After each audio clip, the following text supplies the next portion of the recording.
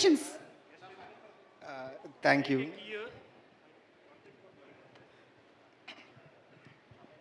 So నేను ఇప్పటివరకు చేసిన మూవీస్లో 8 వసంతాలు ఇప్పటికీ ఎప్పటికీ మోస్ట్ మెమొరబుల్.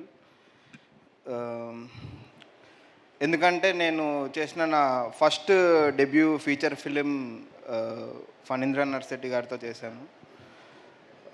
నాకు ఆల్మోస్ట్ స్టార్టింగ్ స్టేజ్ నుంచి ఫీచర్ ఫిలిం కెరియర్లో ఒక గైడ్ లాగా ఉన్నారు. 8 వసంతాలు స్టార్టింగ్ స్క్రిప్ట్ విన్నప్పుడు ఛాలెంజింగ్గా అనిపించింది. బట్ ఎప్పుడైతే ఆయన ప్రిపరేషన్, పిచ్ డెక్ కానీ, ట్రీట్మెంట్ ప్లాన్ కానీ, ఎలాంటి లొకేషన్కి వెళ్దాము అండ్ ఎలాంటి లైటింగ్తో ఈ స్టోరీ చెప్పొచ్చు, ఎవ్రీథింగ్ నాకు గైడ్ చేశారు. మేము ప్రీ ప్రొడక్షన్లో ఆల్మోస్ట్ 6 months ఇంక్లూడింగ్ రెక్కీ కానీ, టెక్నికల్ రెక్కీ కానీ, ఎవ్రీథింగ్ ప్రాపర్గా ప్లాన్ చేయడానికి కావాల్సిన ఇన్పుట్స్ అనేవి నాకు డైరెక్టర్ నుంచి చాలా బాగా వచ్చాయి. మీరు చూస్తున్న ఏదైతే ఇమేజెస్ దాని వెనుక డైరెక్టోరియల్గా వచ్చిన చాలా ఇన్పుట్స్ ఉన్నాయి. దానికి నేను టెక్నికల్గా ఏం చేయగలుగుతాను, ఇంకా బాగా చూపెట్టడానికి ఏం చేయగలుగుతాను, నేను నా బెస్ట్ చేయడానికి ట్రై చేశాను. దానికి ప్రొడక్షన్ నుంచి ప్రొడ్యూసర్స్ కానీ, మా ఎగ్జిక్యూటివ్ ప్రొడ్యూసర్ బాబాసాయి గారు కానీ, వాళ్ళు ఇచ్చిన సపోర్టు ఎవ్రీథింగ్. అంటే లైక్ నేను ఏ రోజు కూడా తగ్గేదేలే అన్న సిచ్యువేషనే ఉండే, అంత సపోర్ట్ ఉంది. ఏ రోజు కూడా మీరు ఇలా చేయండి అలా చేయండి అని ఏ రోజు ఇబ్బంది ఏం పెట్టలేదు. అన్నీ బాగా అయినాయి. అంటే లైక్ నాకున్న వర్క్ ఎక్స్పీరియన్స్లో ఇది one of the greatest experience అని నేను అనుకుంటున్నాను. అండ్ షూటింగ్ వచ్చేసి హైదరాబాద్లో స్టార్ట్ చేసాము. ఒక 20 days Hyderabad sets, massive sets, అంటే మా సినిమాకి చాలా మ్యాసివ్, అది మ్యాసివ్ సెట్స్లో వర్క్ చేసాము. ఇంక్లూడింగ్ లైటింగ్ కానీ, సెటప్ కానీ చాలా అడ్వాన్స్డ్గా చేసామన్నమాట. అంటే నేను చేసిన దాంట్లో ఇది కొంచెం అడ్వాన్స్డ్ అని చెప్పుకోవచ్చు. దాని తర్వాత 42 days ఊటీలో షూట్ చేసాము.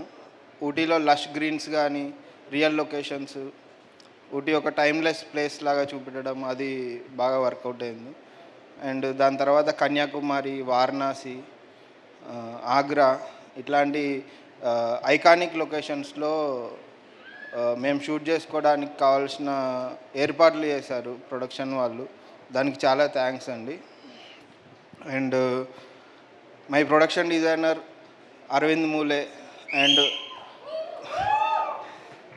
మై కాస్ట్యూమ్స్ సుమయ గారు కానీ, everybody did a wonderful job. ఎందుకంటే కెమెరా పెడితే అది నా ఒక్కరి వర్కే కాదు, ఫ్రేమ్ పెట్టడానికి కానీ, దానికి కావాల్సిన బ్యాక్గ్రౌండ్ వర్క్ కానీ, యాక్టర్స్ వేసుకునే కాస్ట్యూమ్స్ కానీ, ఎవ్రీథింగ్ ఎఫెక్ట్ చేస్తుంది. మూడ్, మనము ఎలాంటి వెదర్ కండిషన్స్లో షూట్ చేస్తున్నాము, మేము ఓన్లీ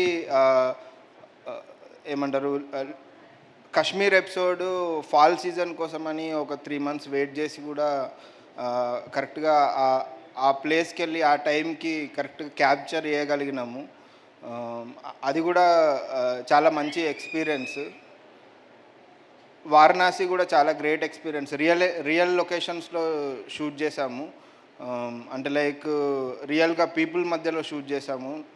దానికి కూడా మేము లైక్ రెగ్యులర్గా వాడే కెమెరాలు కాకుండా కొంచెం డిఫరెంట్గా సోనీ FX3 లాంటి కెమెరాస్ కూడా వాడి చేసినాం అన్నమాట. అంటే లైక్ నార్మల్ పీపుల్ డిస్టర్బ్ కాకుండా మనం అక్కడ షూట్ చేస్తున్నట్టు కూడా తెలియకుండా షూట్ చేసిన సందర్భాలు కూడా ఉన్నాయి.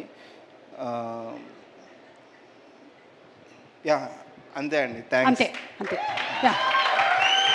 ఎప్పుడు కెమెరా వెనకాల ఉండి ఇంత మాట్లాడతారని తెలియదు. మేమిద్దరం కలిసి ఒక మూవీ వర్క్ చేస్తున్నాం, ప్రేమంటే అని. అందులో నేను ఇంత మాట్లాడడం వినలేదు. ఓవరాల్గా వచ్చేసినట్టున్నాయి మాటలన్నీ. Thank you so much. మిమ్మల్ని చూసే మెల్లగా నేర్చుకుంటున్నాను. థ్యాంక్స్, చాలా thanks. Very bad. Okay, so ఈరోజు